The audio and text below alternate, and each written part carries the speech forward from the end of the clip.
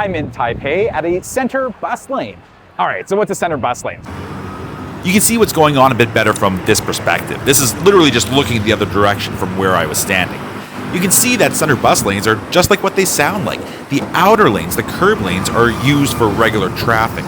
Then the two center lanes are reserved for buses going in opposite directions. Now when you get off at a station, and that's where I'm standing right now, which is like an island built around two of the center bus lanes at the stops. So you get off the bus and you can see there's a crosswalk right there where you can cross the road to whatever direction you need to go. So you can see here one of the buses approaching and see how it works. Excuse my poor cinematography.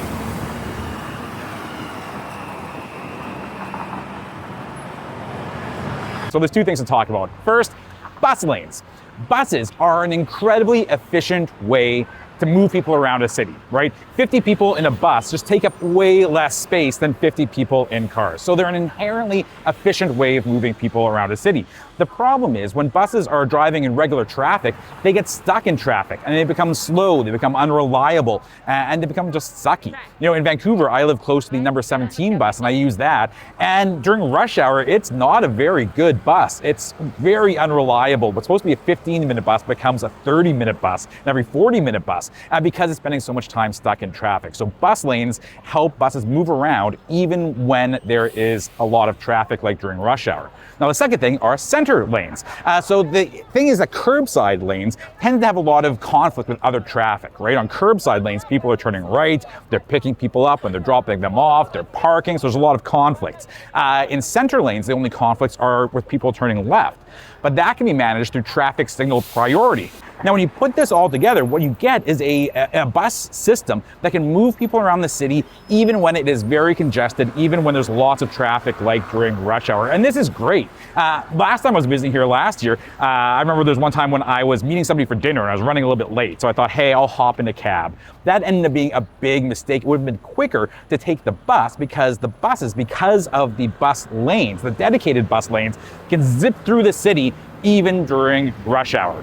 And here's the thing, even if you don't take the bus, you should want cities to be building bus lanes because they make the whole transportation system work so much more efficiently. Like I said, buses are inherently just a more efficient use of space.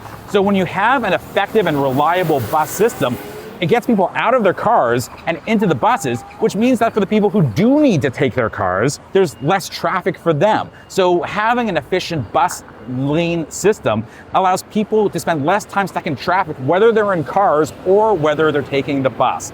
And I'm a big believer that bang for buck, building dedicated bus lanes in the city of Vancouver is one of the best things we could do to improve people's quality of lives. I mean, think about how many thousands of hours of thousands of people we could save every day by reducing traffic by building dedicated bus lanes. Just allowing people to spend more time with their friends, with their families, doing creative things, playing video games, whatever. The point is not stuck in traffic.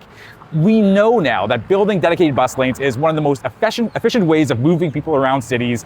I think it's time Vancouver embraced them because that's how we can really improve the quality of life for a lot of people.